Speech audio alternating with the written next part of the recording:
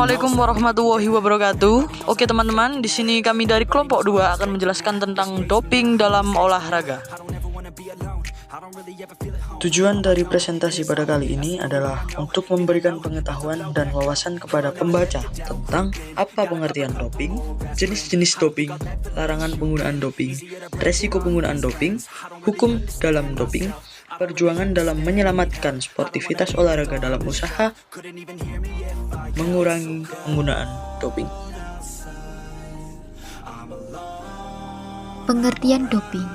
Doping berasal dari kata dop, yakni campuran candu dengan narkotika yang pada awalnya digunakan untuk pacuan kuda di Inggris. Sesuai dengan Undang-Undang Nomor 3 Tahun 2005 tentang Sistem Keolahragaan Nasional dalam bab 18 ayat 1 diuraikan, doping dilarang dalam pasal semua kegiatan olahraga. Ayat 2, setiap induk organisasi cabang olahraga dan atau lembaga atau organisasi olahraga wajib membuat peraturan doping dan disertai sanksi. Ayat 3, pengawasan doping sebagaimana yang dimaksud pada ayat 1 dilakukan oleh pemerintah. Zat-zat doping dikelompokkan ke dalam 7 golongan. Yang pertama, stimulan, yakni amfetamin, kofein, kokain, aptrin, dan lain-lain. Yang kedua, narkotik analgesik, yakni metadon, morfin, dan oksikodon.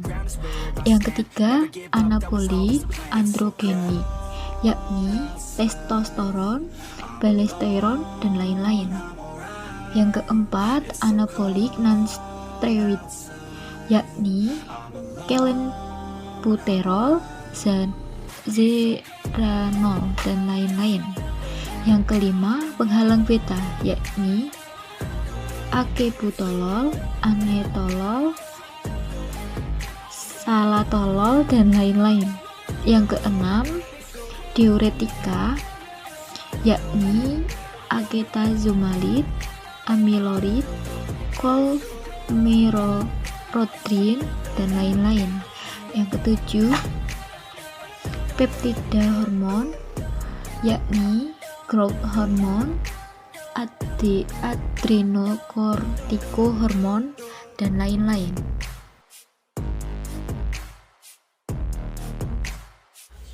Penggunaan doping. Menurut Badan Anti-Doping Dunia atau WADA, istilah doping mungkin berasal dari kata Belanda dop, minuman beralkohol yang terbuat dari kulit buah anggur yang digunakan oleh prajurit Zulu untuk membuat mereka lebih kuat dalam pertempuran. Mengutip Medical News Today, pada tahun 1999, WADA akhirnya dibentuk untuk mengatur standar dalam anti-doping. Ini bertujuan untuk mempromosikan, mengkoordinasikan, dan memantau perjuangan melawan doping pada olahraga dalam segala bentuknya. Setiap tahunnya, WADA memperbarui daftar resmi zat terlarang atau metode doping yang dilarang. Zat dan metode dilarang jika memenuhi setidaknya 2 dari 3 kriteria berikut. Yang pertama yaitu zat atau metode yang dapat meningkatkan kinerja. Yang kedua, menimbulkan ancaman bagi kesehatan atlet. Yang terakhir yaitu melanggar semangat olahraga.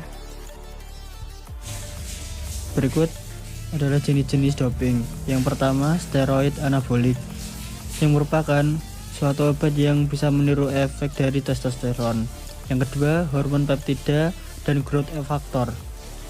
Dalam dunia olahraga, doping jenis ini digunakan dengan tujuan menambah jumlah sel darah merah yang bertugas mengangkut oksigen di dalam tubuh. Yang ketiga, metabolik dan modulator hormon. Doping ini digunakan oleh atlet wanita untuk meningkatkan performa, sedangkan pada atlet pria digunakan untuk mengurangi efek samping ginekomastia. Yang keempat, diuretik. Diuretik merupakan jenis doping yang dapat membantu untuk mengurangi bobot badan serta membuang sisa-sisa obat doping lain melalui urin. Yang kelima, beta-2-agnosis. Doping jenis ini biasanya digunakan untuk membuka jalan napas dan digunakan untuk meningkatkan performa pernapasan. Yang keenam, jenis lain terdapat beberapa zat yang digunakan doping dan masih dalam tahap pengujian termasuk ke dalam jenis ini. Setelah melalui serangkaian pengujian, WADA bisa memutuskan apakah zat tersebut termasuk doping atau tidak.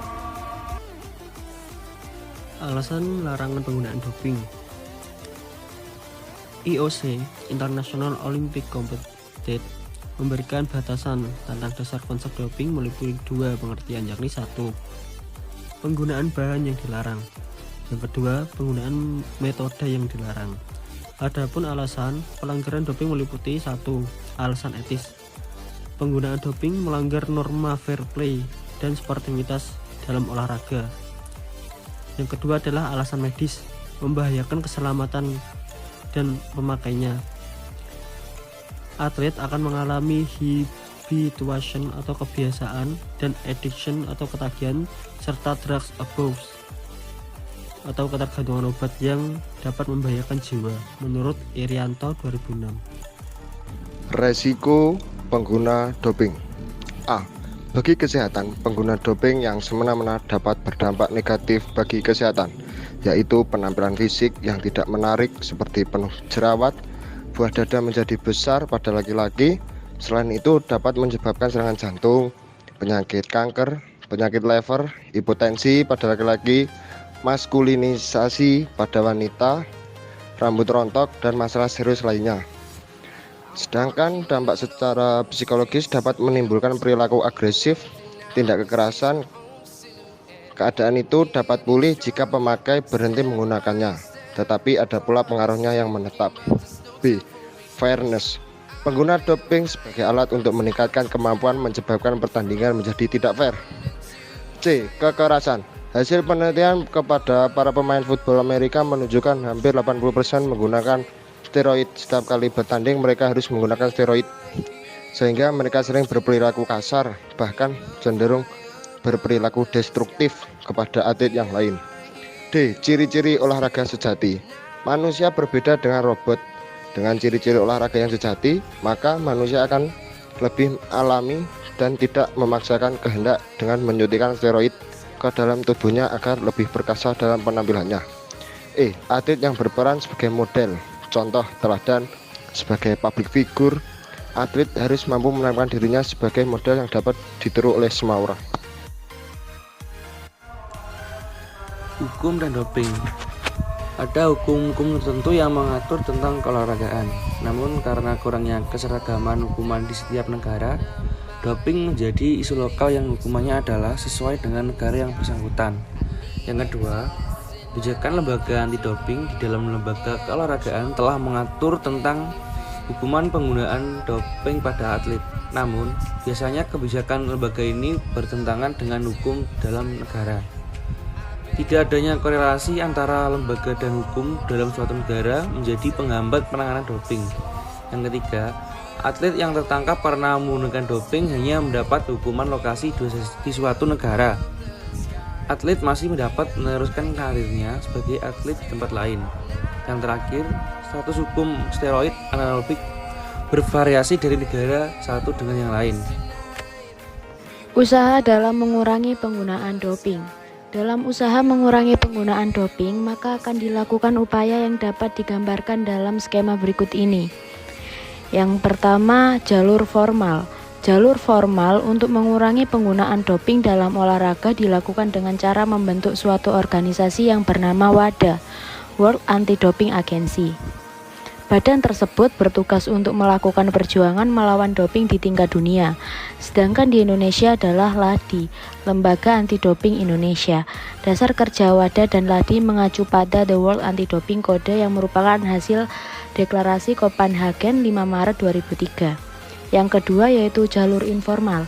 Jalur informal yang digunakan untuk mengurangi penggunaan doping dapat dilakukan dengan membentuk etika dan karakter atlet melalui latihan. Konsep fair play yang harus ditanamkan kepada atlet. Oleh karena itu, sangat tepat bila penghargaan diberikan kepada para pelaku olahraga apabila dapat menunjukkan perilaku yang terpuji yang terkandung dalam konsep fair play. Trying to protect your soul.